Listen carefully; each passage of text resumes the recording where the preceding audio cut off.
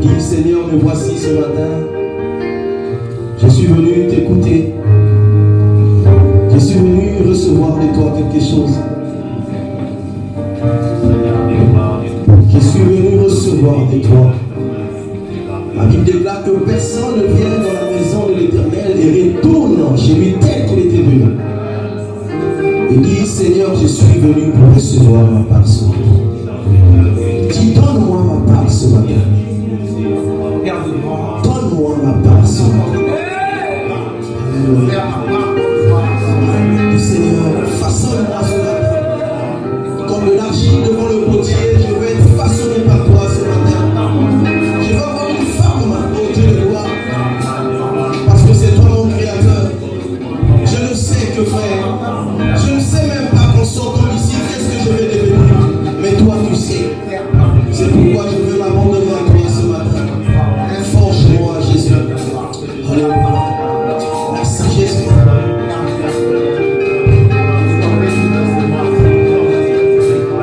L'agile devant le bon Dieu.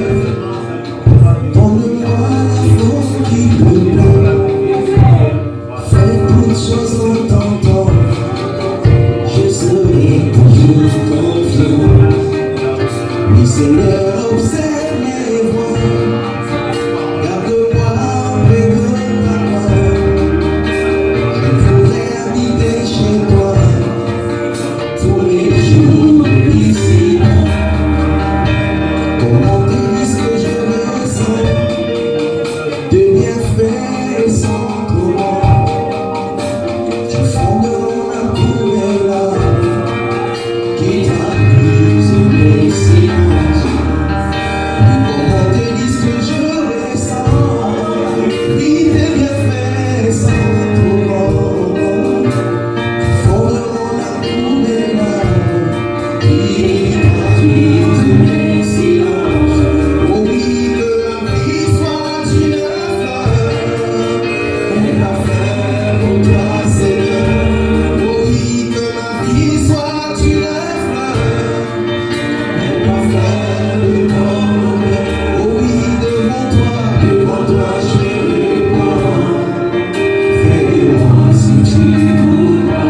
Oh oui, devant toi je réponds. Fais-moi si tu voudras. Oui, comme l'argile devant le bon Dieu. Donne-moi la forme qui te plaît. Fais toutes choses en ton temps. Je serai toujours confiant. Oui, Seigneur, observe mes voies. Garde-moi près de ta voix. Je voudrais habiter chez toi tous les jours ici. Oh oui, que ma vie soit une fleur. Alléluia. Oh oui, que ma vie soit une fleur. Oui, devant toi je réponds. Fais-moi si tu voudras. Oh oui, devant toi je réponds. Fais-moi si tu voudras. Oh oui, devant toi je réponds. Fais-moi si tu voudras. Élève ta voix et recommande ton cœur entre les mains du Seigneur. Dis Seigneur, me voici ce matin. Ne regarde pas tes problèmes, ne regarde à la croix, regarde à Jésus. La Bible déclare que tout est possible à lui et rien n'est impossible à celui qui croit. C'est lui le créateur de toutes choses. La Bible déclare dans le livre de Jean 1, au commencement était la parole était avec Dieu et la parole était Dieu. Et tout ce qui existe a existé par la parole de Dieu. Et rien de ce qui existe n'a existé sans elle. Dis Seigneur, j'ai besoin de la solution à mon problème ce matin. Comme cette femme ces jours était dans le temple, elle pleurait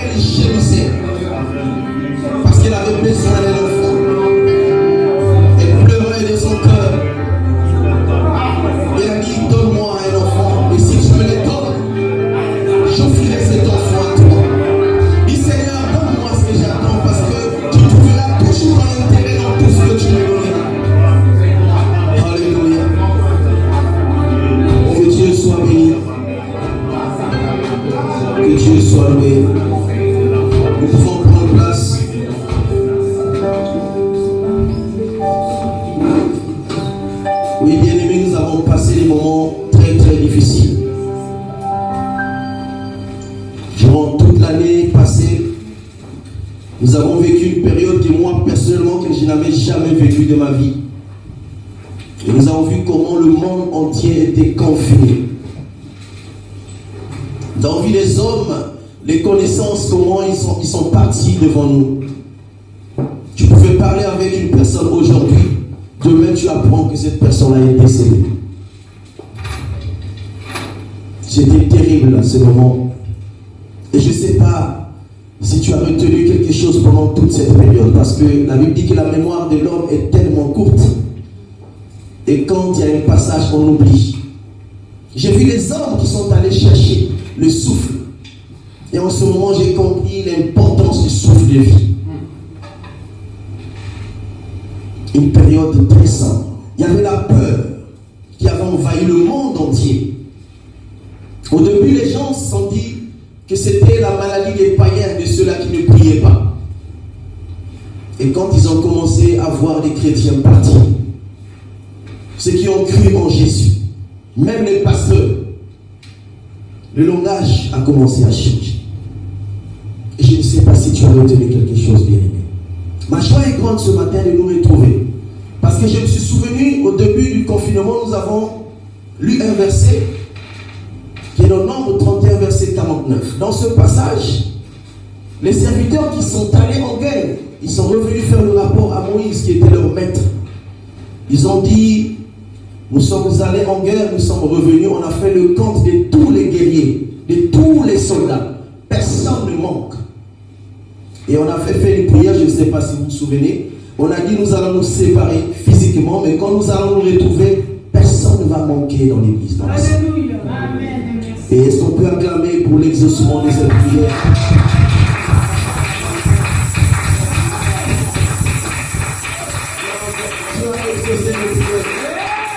Peut-être que je ne serai pas là devant vous. Peut-être que tu ne seras pas là aujourd'hui.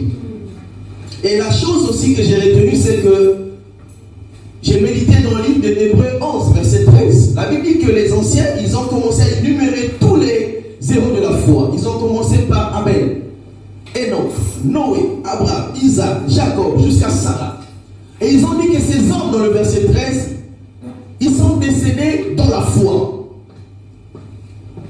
n'ayant pas eu l'opportunité de saisir la promesse que Dieu leur avait donnée. Mais ils ont quand même salué de loin cette promesse, sachant qu'ils étaient voyageurs sur la terre. Alléluia. Sachant qu'ils étaient voyageurs. Bien aimés, nous sommes, on peut dire, les rescapés de cette pandémie. Nous ne sommes pas plus que tous ceux qui sont décédés. Alléluia. Nous ne sommes pas ceux-là qui craignent Dieu que tous ceux-là qui sont partis. Si quelqu'un te le dit, c'est un mensonge. Alléluia. Chacun de nous dans ce passage est retenu. Et encore, je l'ai souligné dans le témoignage de mon frère, le diacre Rémi, le dimanche passé. Je ne sais pas si vous avez compris ce témoignage. L'homme a tendance à oublier très vite. Alléluia. Si nous sommes vivants aujourd'hui, c'est que Dieu a encore des choses à faire avec nous. C'est que la mission que Dieu nous a envoyée sur la terre n'a pas encore atteint l'objectif. Alléluia. C'est pour ça que nous sommes en vie. Si nous sommes vivants ce matin, retiens cela, c'est que Dieu n'a pas encore manifesté sa gloire dans ta vie. C'est que ce que Dieu a dit pour toi n'est pas encore arrivé. Et quand cela arrivera, peu importe le temps, tel que nous sommes assis en ces lieux, chacun de nous partira. Parce que dans ce passage, ils ont reconnu qu'ils étaient les voyageurs. Un voyageur a un délai de séjour. Et quand tu finis ton séjour, il doit retourner dans sa demeure respective. Il doit retourner dans son pays d'origine. Et nous avons un pays d'origine. Nous avons une demeure respective qui est la Jérusalem nouvelle. La Jérusalem d'en haut. Alléluia. Et tôt ou tard, nous finirons par partir. Mais ce qui est important, c'est que quand nous partirons, qu'est-ce que les hommes diront de nous? Alléluia. Les gens ont toujours peur quand on prononce le nom la mort. C'est un mot que les hommes n'aiment pas entendre. Pourtant, c'est un mot comme tout autre.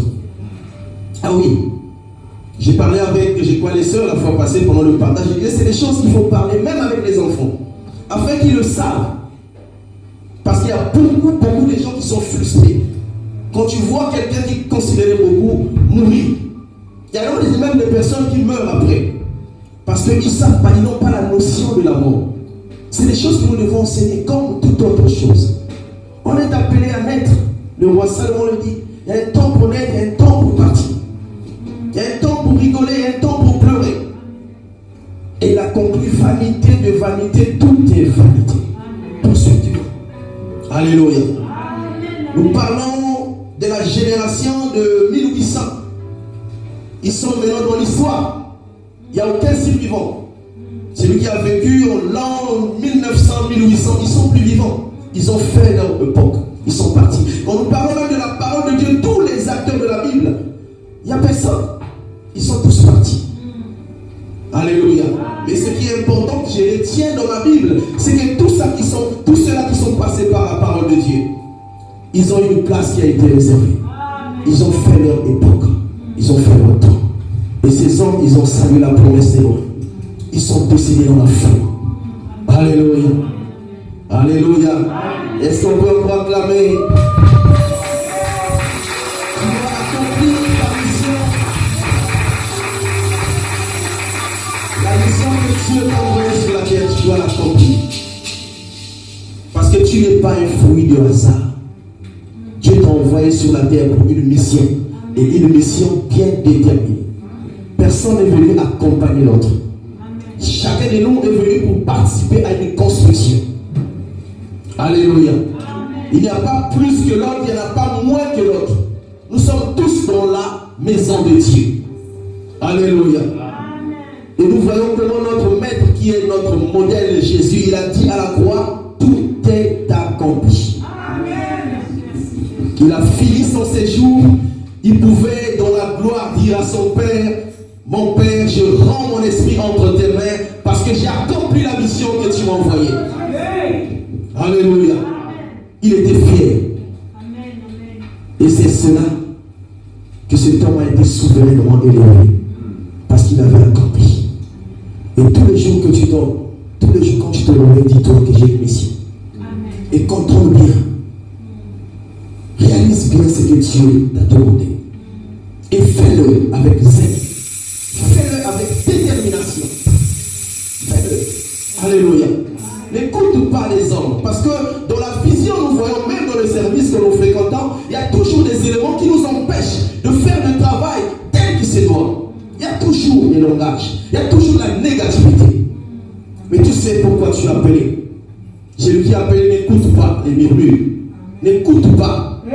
Mais il écoute le Seigneur. Amen. Alléluia.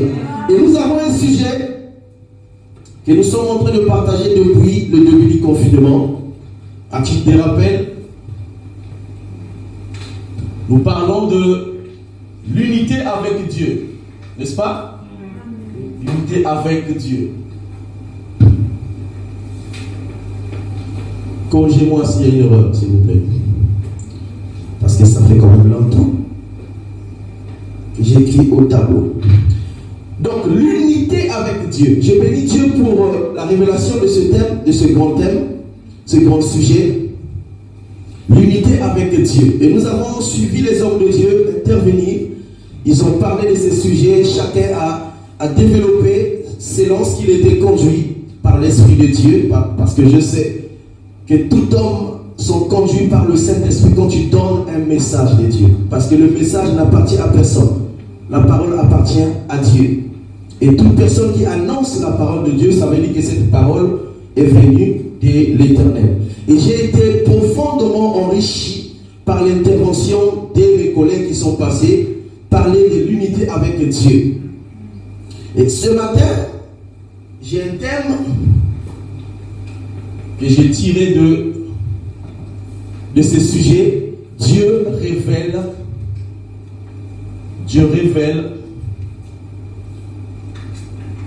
la vraie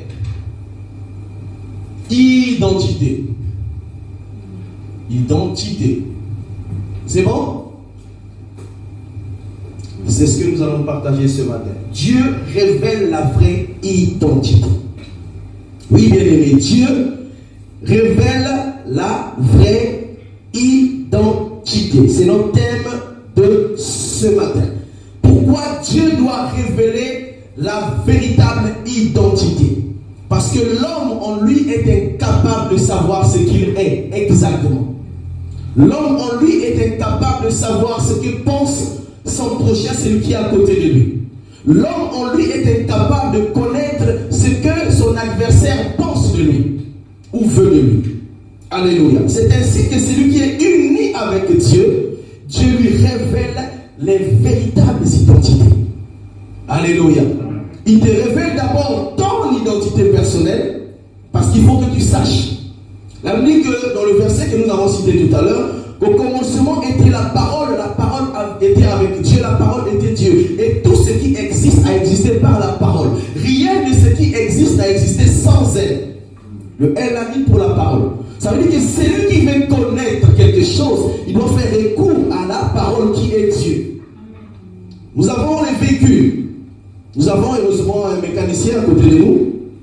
Par exemple, il connaît. Si quand le véhicule est en panne, tu ne peux pas.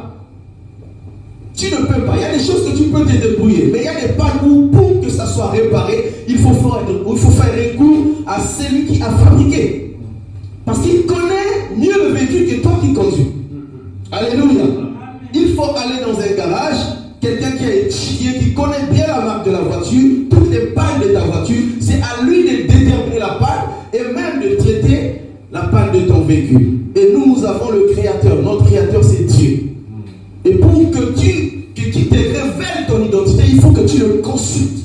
Donc celui qui est uni avec Dieu, automatiquement, obligatoirement, Dieu révèle sa véritable identité.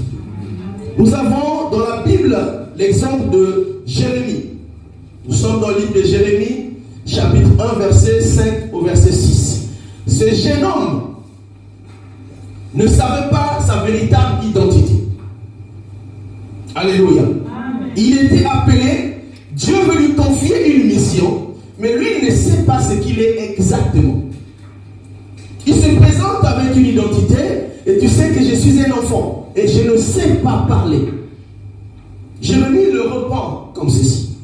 Je ne sais pas parler parce que je suis un enfant. Ça veut dire que pour Jérémie, il ne pouvait rien poser comme acte. Il y avait des choses que les autres pouvaient faire, mais lui, il était incapable de le faire. Parce qu'il était pour lui un enfant. Alléluia. Mais la Bible dit ceci dans le même verset. Il dit, avant que tu sois conçu dans le sein de ta maman, je te connaissais.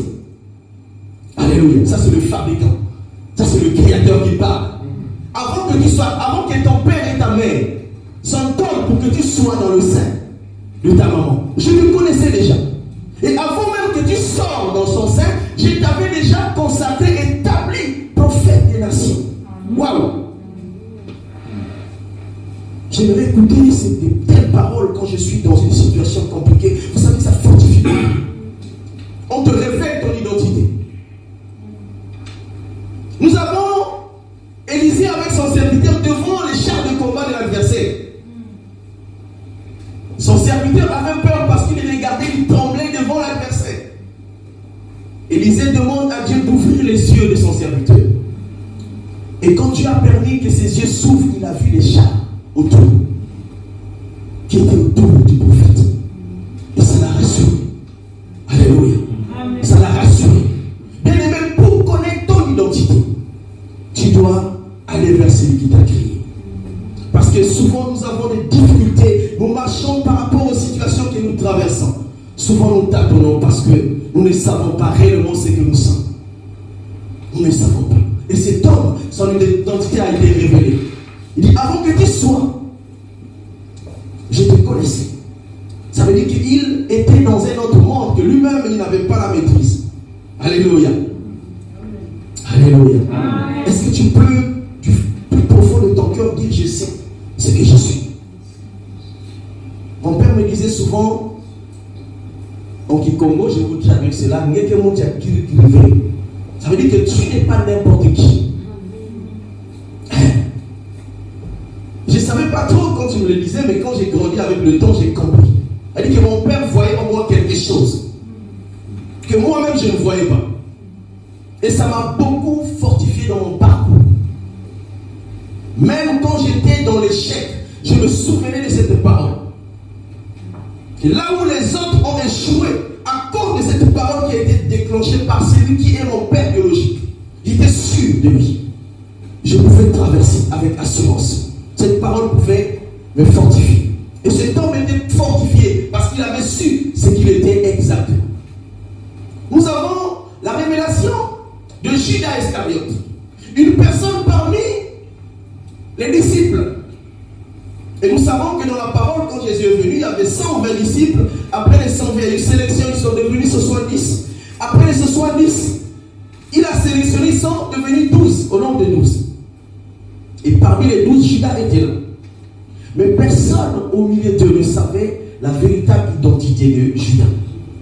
Alléluia. Lisez Jean 6, verset 70 au verset 71. C'est Jésus qui révèle l'identité de Judas.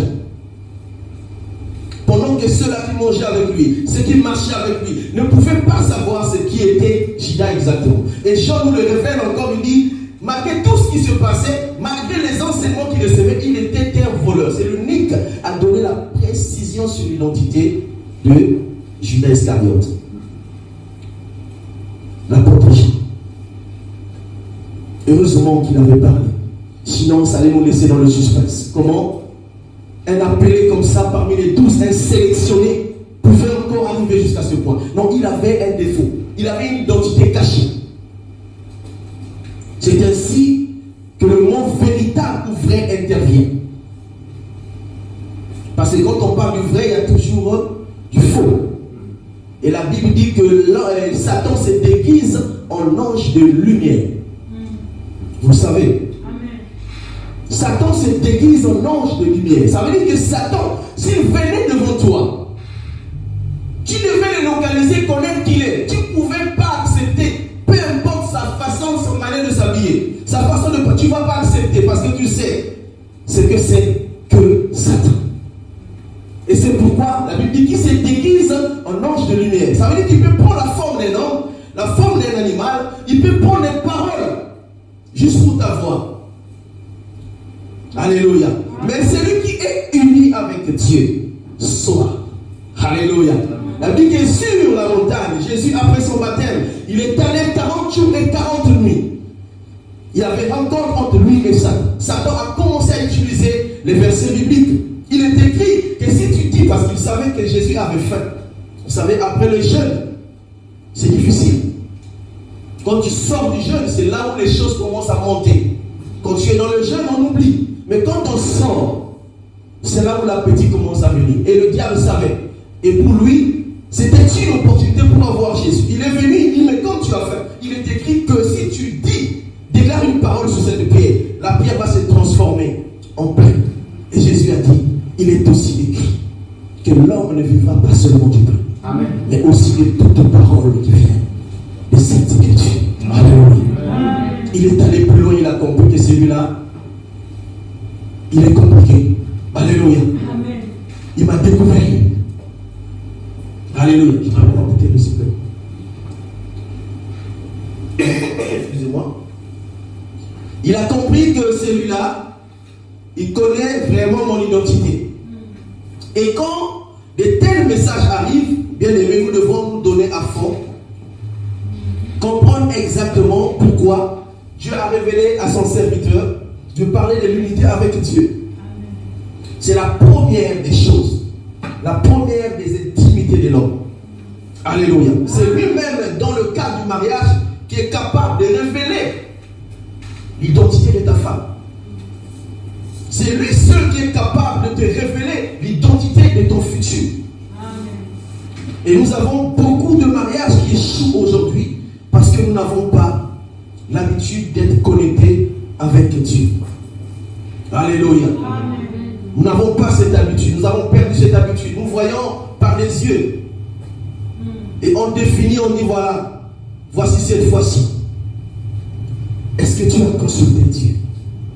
Dieu qui a créé ta femme, tu veux qu'elle soit ta femme, tu veux qu'il soit ton époux. Est-ce que tu es uni avec Dieu pour demander à Dieu, afin qu'il te révèle les choses cachées que tu ne sais pas?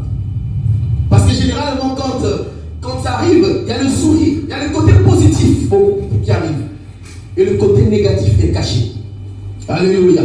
Mais si tu es uni avec Dieu, alléluia, il révèle. Amen. Nous avons tellement des exemples sur l'unité avec Dieu. On a vu Joseph vendu comme esclave dans la maison de Potiphar. Mais tellement qu'il était uni avec Dieu, tout ce qui se passait en Égypte, il était au courant. Tout ce qu'il tenait de ses mains prospérait. Et même un pharaon de la plus grande puissance mondiale à l'époque, a eu une vision. Et la seule personne à décortiquer cette vision, c'était Joseph. Il fallait qu'il sorte de là parce qu'il était uni avec Dieu. Amen. Nous avons Daniel, déporté par la déportation de Babylone. Il est allé en esclavage, travaillant dans le palais royal, mais il y a eu des sérieux problèmes. Et que personne ne pouvait être capable de traduire ces choses. Mais dès qu'elle est fâchée. Alléluia. Il n'y avait que lui pour voir ces choses. Alléluia. Donc, rester uni avec Dieu, c'est tellement important que personne ne peut savoir ce qui se passe autour de lui, autour de tout ce qui est visible, parce que ce qui est visible est commandé par ce qui est invisible. Et ce matin, nous voulons énumérer en fait l'identité de deux personnes. Je vais aller d'une manière plus simple afin que nous puissions comprendre cet enseignement. Le but, c'est de savoir qui tu es ce matin. Alléluia. Je vais présenter l'identité de deux personnes selon les Écritures. Nous avons l'identité d'une personne investie, et une personne dépouillée. Une personne dépouillée. Et nous allons prendre la Bible, nos Bibles. J'ai besoin de deux lecteurs. Le premier lecteur va lire dans le livre de Jean 1. Premier verset, il va sauter. À la maison, on peut lire tout le chapitre, mais non, plutôt du premier verset jusqu'au verset 16. Donc, le premier verset, jusqu'au verset, vous allez sauter, et le verset 12 et le verset 13. Le deuxième lecteur va lire Luc 10, verset 19. Si vous êtes à la page, faisons la lecture. Jean 1, 13, c'est ça? Jean chapitre 1, le premier verset, vous sautez après 12 à 13. Verset 12 à 13. D'accord. Jean chapitre 1, verset 12 à 13. Voilà ce qui est marqué. Mais à tous ceux qui l'ont reçu, à ceux qui croient en son nom, elle a donné le pouvoir de devenir enfants de Dieu, lesquels sont nés, non du sang, ni de la volonté de la chair, ni de la volonté de l'homme, mais de Dieu. Mais de Dieu. Amen. Maintenant, Luc 10, verset 19. 16. Luc 10, 19, on va la lire ensemble. Voilà ce que nous dit le livre de Luc, chapitre 10, au verset 19. Il lui dit, toi aussi, sois établi sur les 5 villes. Non. Luc 10, verset 19. Ah, pardon, c'est moi qui. Ok. Très bien, donc on est dessus. Voici, je donne le pouvoir de marcher sur les serpents et les scorpions et sur toute la force de l'ennemi, et là nous pourrons venir. Yes. Amen. Est-ce qu'on peut acclamer pour la parole de Dieu?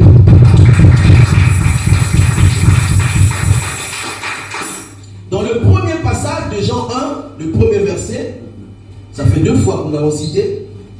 Au commencement était la parole était avec Dieu, la parole était Dieu.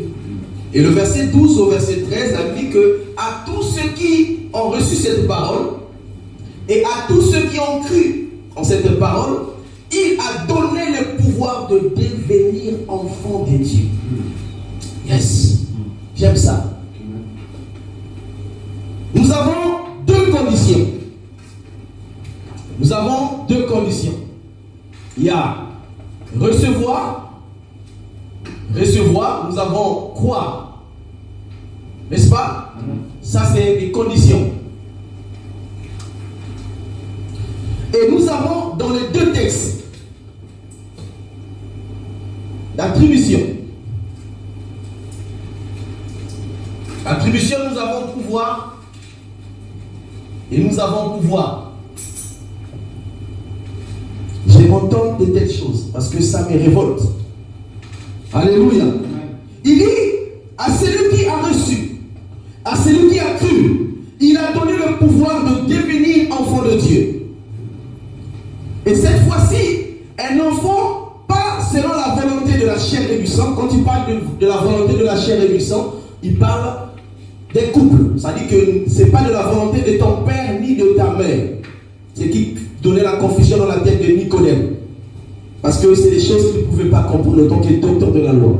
Donc, quand tu crois, tu reçois, tu crois, tu deviens, tu as le pouvoir de devenir enfant de Dieu. Alléluia. Le billet pour entrer dans le royaume, c'est recevoir et croire. La Bible dans Apocalypse 3, je crois, verset 20, il dit, voici, je me tiens à la porte. Je frappe à la porte. Celui qui entend ma voix, ouvre sa porte. J'ai entré dans sa maison, je vais souper avec lui et lui avec moi. Alléluia. Ce n'est pas parce que je prie beaucoup, ce n'est pas parce que je connais beaucoup de versets, ce n'est pas parce que j'ai beaucoup étudié, ce n'est pas parce que j'ai beaucoup de biens. Non, c'est seulement recevoir et croire. Ça nous donne le billet pour entrer dans le royaume de Dieu. Parce que ce royaume n'est pas physique, mais ce royaume est spirituel. Alléluia. Ce royaume est spirituel. Et dans ce royaume, on n'a pas besoin des choses physiques. C'est juste croire de tout ton cœur, recevoir de tout ton cœur et croire de tout ton cœur. C'est ce que l'église primitive a fait.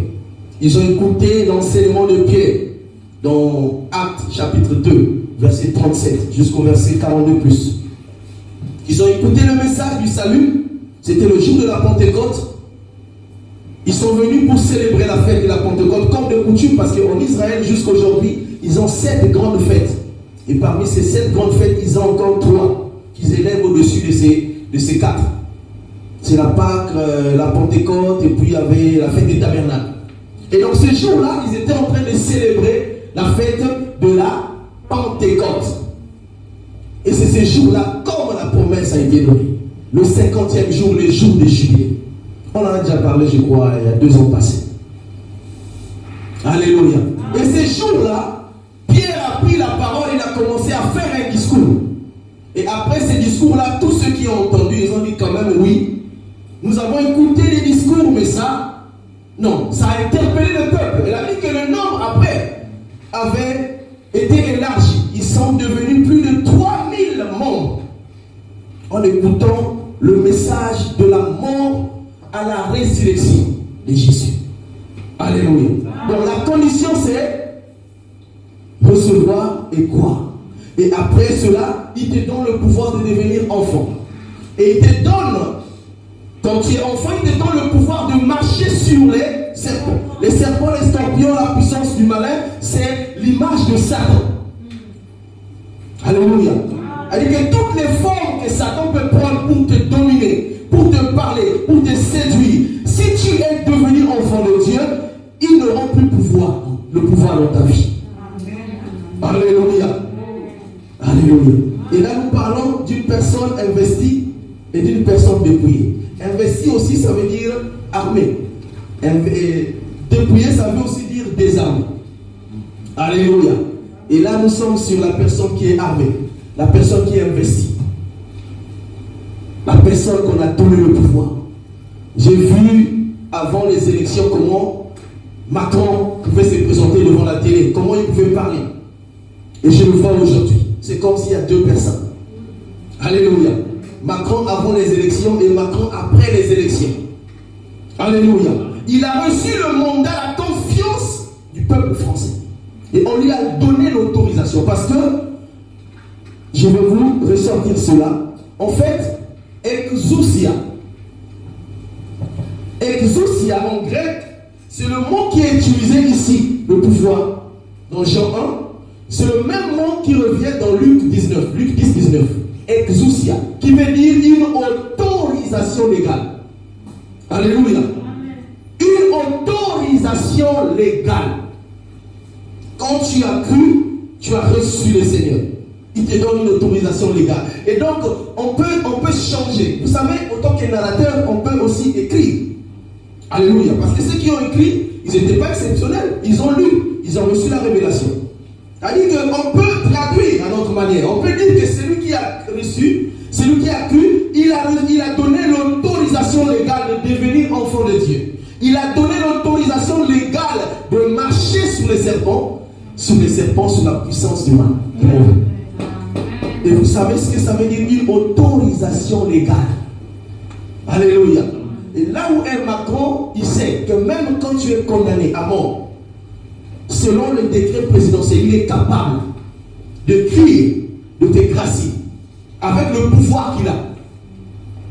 Peu importe la parole du juge, du procureur, Macron est capable de changer la décision du procureur de la République. Alléluia. Il est capable. J'ai vu, c'était, je crois, Hollande. On avait arrêté 3, il y avait un Espagnol, un Français qui, dans leur avion, il y avait de la drogue, quoi, en Tchad. Hollande a promis, il dit, je vais aller en Tchad, je vais récupérer ces Européens, je vais les ramener en Europe. Il y avait des manifestations. Il dit, c'est pas possible, parce qu'on les a arrêtés en flagrant délit. Et Hollande est allé, il les a récupérés, il est passé par en Espagne, il a déposé, il est revenu en France. L'autorisation légale. Alléluia. Le pouvoir. Bien aimé, c'est lui qui a le pouvoir. On ne peut pas s'amuser avec toi. Quelqu'un ne peut pas rigoler. Quelqu'un ne peut pas t'amener dans un terrain où tu sais, si tu sais ce que tu es, tu n'iras pas. Alléluia. Et la Bible dit que nous sommes des aigles. Vous savez, l'aigle. Alléluia. L'aigle a des caractéristiques compliquées. Alléluia. Il aime là où il y a des tourbillons dans l'air. Et là où tous les oiseaux passent, lui ne passe pas. Il cherche les endroits compliqués pour s'installer. Alléluia. Les hauteurs. Il est capable de voir à 8 fois. Il a la capacité de regarder 8 fois plus que notre vision. Autant que homme. Et il a dans ses yeux la capacité. Il peut fixer même le soleil. Sans cliquer ses yeux. Alléluia.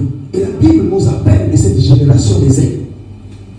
L'aigle ne mange pas avec n'importe qui, ne parle pas avec n'importe qui, ne partage pas sa proie avec n'importe qui. Alléluia. Parce qu'il sait qu'il n'est pas comme tous les oiseaux du ciel. C'est un oiseau exceptionnel. Alléluia.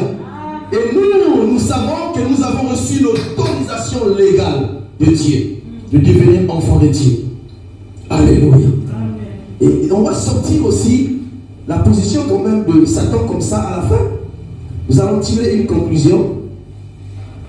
Et si Dieu le permet, nous allons lire dans Matthieu 18.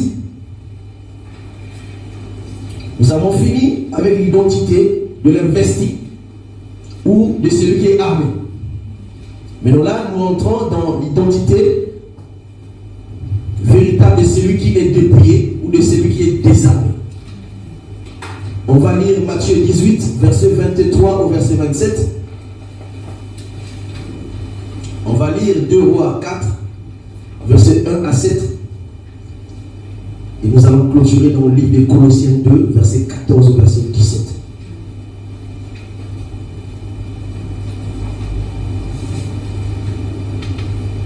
Commençons par Matthieu 18, verset 23 au verset 27. C'est lui qui a la page, je peux commencer la lecture. Matthieu 18, 23 à 27. C'est pourquoi le royaume des cieux est semblable à un roi qui a voulu faire rendre compte à ses serviteurs. Quand il se mit à compter, on lui emmena un devait 10 000 talents. Et comme il n'avait pas de quoi payer, son maître ordonna qu'il fût vendu, lui et sa femme, ses enfants et ce qu'il avait, et que ses dettes fût acquittées. Le serviteur, se jetant à terre, se prosternant devant lui et dit: Seigneur, aie patience envers moi, je te payerai tout. Ému de compassion, le maître de ce serviteur le laissa aller et lui remit la dette. Amen. Amen. On s'arrête là avant de faire la deuxième lecture. Il faut qu'on s'explique. Là, en fait, dans la loi, il était permis que l'histoire de créancier et de débiteur. Ça veut dire que si tu n'avais pas de moyens, tu avais des difficultés, tu pouvais aller voir, consulter quelqu'un qui avait des moyens, prendre de l'argent, prendre des biens. À l'époque, il n'y avait pas des euros, il n'y avait pas des billets. Donc c'était les biens. C'était comme on appelait les trocs. Tu pouvais prendre, peut-être te lancer dans un commerce. Mais quand ça ne marchait pas, le créancier avait la possibilité, aussi selon la loi, d'hypothéquer tout ce que tu avais. Ça veut dire qu'il avait le droit de prendre ta femme, de prendre tes enfants en otage, de les vendre comme esclaves, afin de solder le compte. Ça veut dire de solder ta dette. C'est ça ce que disait la loi aussi. Donc il y avait des hommes riches qui devenaient de plus en plus riches derrière le dos des pauvres. Alléluia.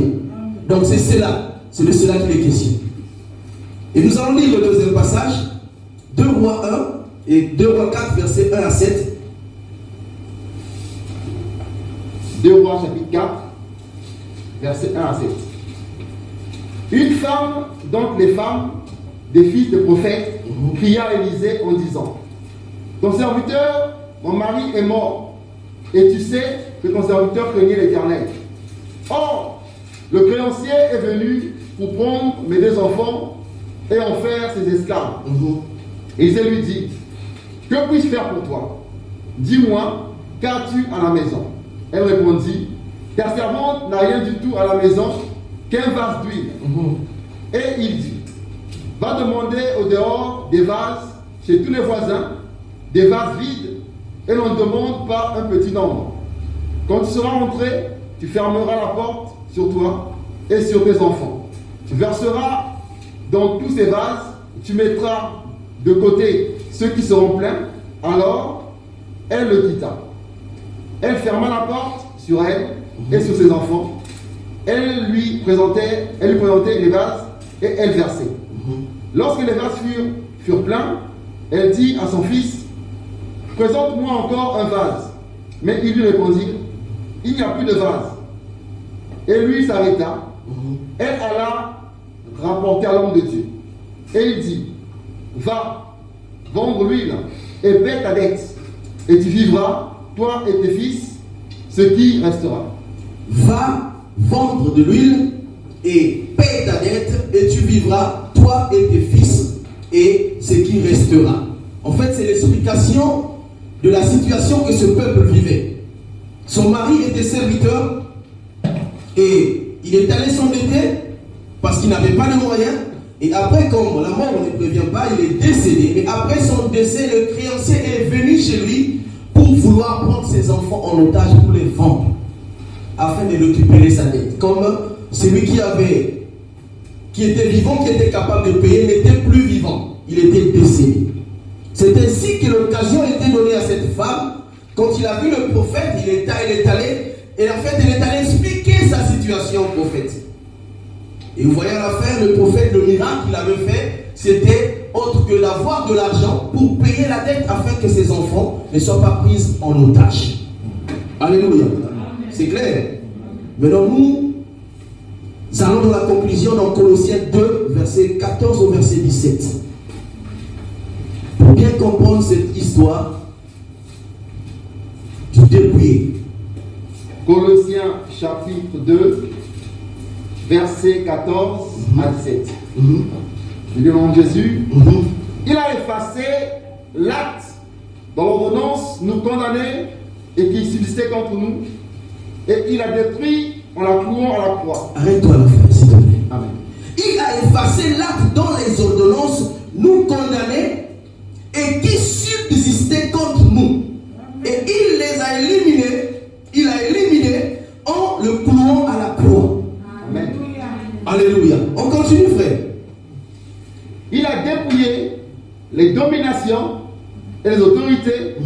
Il les a livrées publiquement en spectacle en triomphant d'elles par la croix. Je répète, il a dépouillé les dénominations et les autorités et les a livrées publiquement en spectacle en triomphant d'elles par la croix. Amen. Vas-y, frère. Que personne donc ne vous juge au sujet du manger ou du boire, ou au sujet d'une fête, d'une nouvelle lune ou des sabbats. C'est l'homme des choses à venir. Mais le corps est en Christ. Alléluia. Amen. Alléluia. Est-ce qu'on peut encore acclamer pour la parole de Dieu?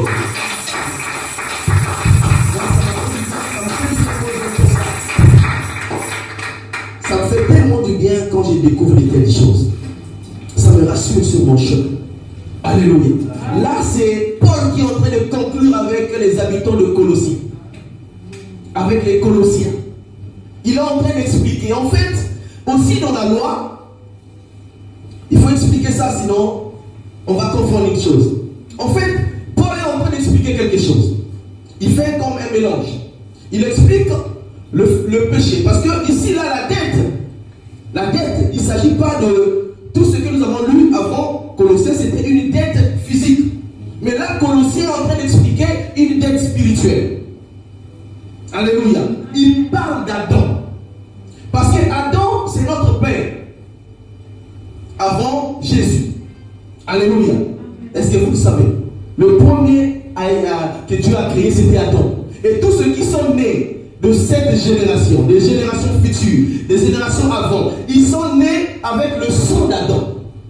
Nous avons comme filiation avant Jésus, la filiation comme père Adam. Comme si Dieu pouvait parler du peuple d'Israël, Dieu d'Abraham, d'Isaac et de Jacob. Ils avaient comme pour père Abraham.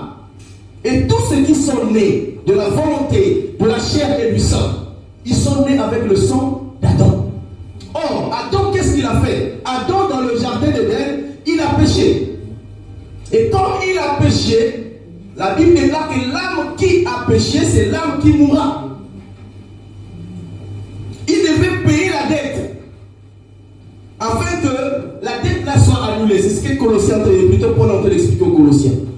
Et l'acte là, il s'agit de ce que, en fait, Adam avait signé avec le diable.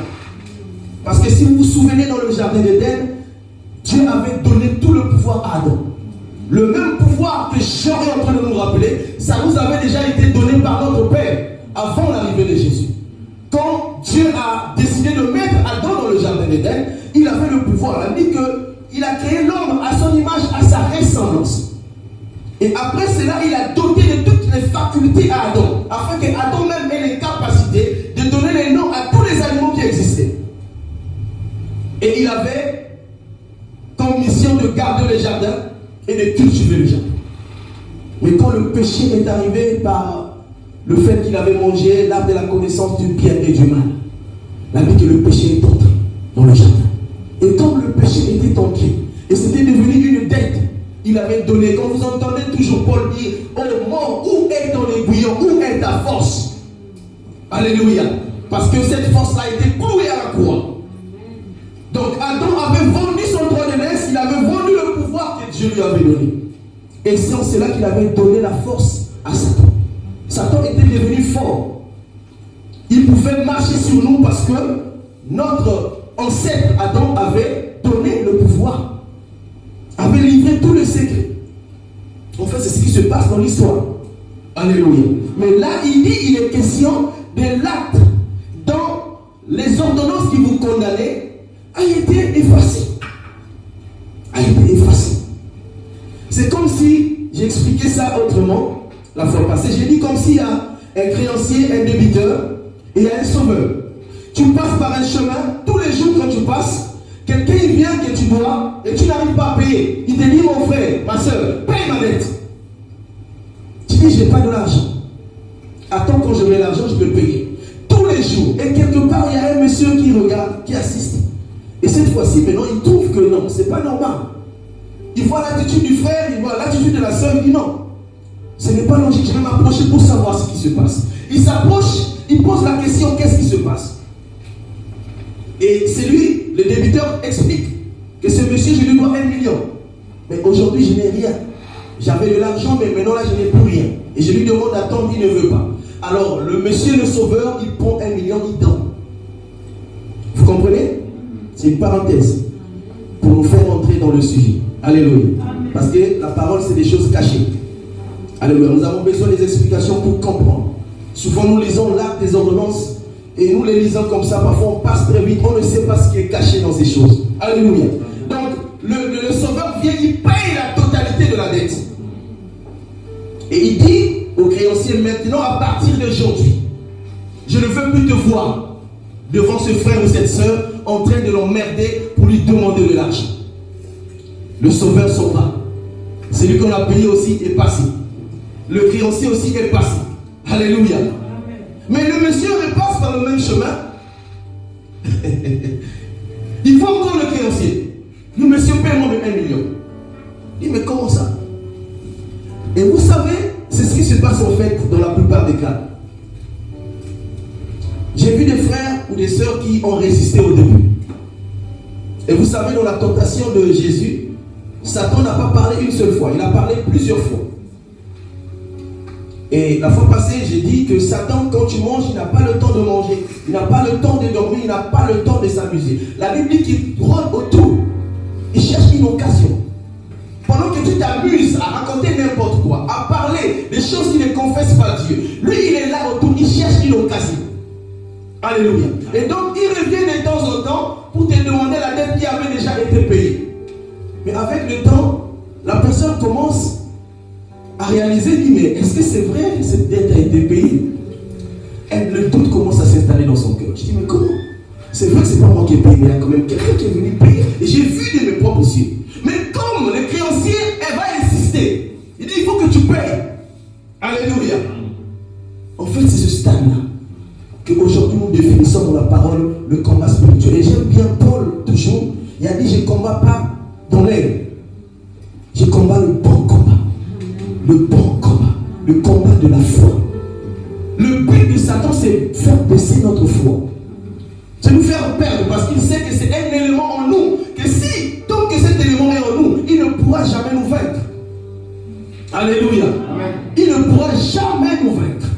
Et donc le combat ici est entre un investi et un débrouillé. Et apek diomai en grec, qui veut dire désarmer, qui veut dire enlever tout ce qui est sur soi. Et j'ai suivi, quand j'étais tout jeune, j'ai suivi le film des cowboys. Il y avait des dieux. Donc il y avait une personne armée et l'autre de l'autre côté, et celui qui était le plus rapide tirait sur l'autre. Et j'ai vu dans les dessins animés Lucky Luke qui était plus rapide que son ombre. Mais nous, notre adversaire n'est pas armé. C'est ça le problème. Satan, il a été livré. Quand il dit livré publiquement, c'était la loi du temps de la guerre. Quand on prenait un roi en otage, on l'amenait chez nous et on le talait et tout le monde passait sur lui. Il était tout nu et toute la population devait passer sur lui. Et à la fin, on devait couper sa tête. C'est ce que David a fait à Goliath. Et Goliath aussi est l'image de Satan. Alléluia. Amen. Donc le combat ici est entre un serpent qui est déjà mort et une personne qui est armée. En réalité, il n'y a pas de combat. Alléluia. C'est un problème de mentalité. C'est un problème psychologique, comme on dit. Il suffit que tu saches qui tu es. Je travaille avec des Américains. Quand tu les vois dans les plateformes, ils sont différents. Quand ils arrivent, ils ne veulent pas apprendre d'autres langues parce que pour eux c'est l'anglais, l'américain. Alléluia. C'est à toi d'apprendre sa langue, c'est pas à lui d'apprendre ta langue. Et quand il se présente, même quand il y a un problème, il sait qu'il vient de la plus grande puissance mondiale. Alléluia. Et nous voyons même comment les autres nationalités tremblent devant eux. Parce qu'ils savent ce qu'ils sont. Et nous voyons même les Israéliens, comment ils se comportent. Parce qu'ils savent ce qu'ils sont. Mais nous, les chrétiens, aujourd'hui, on oublie ce que nous sommes. On oublie ce que nous sommes. Alléluia. Le combat spirituel n'est pas un combat charnel. N'est pas le combat avec ton frère ou ta soeur. N'est pas le combat avec celui qui est à côté de toi. Mais c'est le combat entre un investi qui est ta personne que Dieu t'a armé parce que tu as cru et tu as reçu. Il t'a donné une autorisation légale. Et c'est ce que tu es aujourd'hui. J'ai écouté un homme de Dieu dire que même quand je dors, je n'ai pas peur. Alléluia.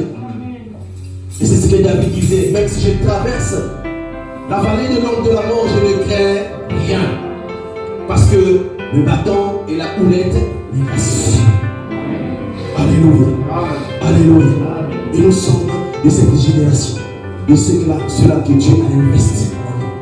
Et nous avons la capacité. Et j'ai bien aimé comment cet homme, Paul, l'exprime dans la parole de Dieu. Alléluia. Cet homme avait compris ces choses. Il avait compris ces choses. Et ce matin, je ne sais pas. Si quelqu'un a compris ce qu'il est. Alléluia. Amen. Si tu as compris ce que tu es, frère, ma soeur, tu ne serais pas ce que tu es aujourd'hui. On a parlé d'Anne tout à l'heure. Anne n'avait pas d'enfant. Elle ne savait pas qu'elle était enfant, fille de la promesse. Mais quand elle a compris cette chose, cette notion, elle est allée, elle a changé de femme. Alléluia. Elle a changé de femme. Elle a changé. Et nous voulons tous debout. Nous allons faire une prière ce matin.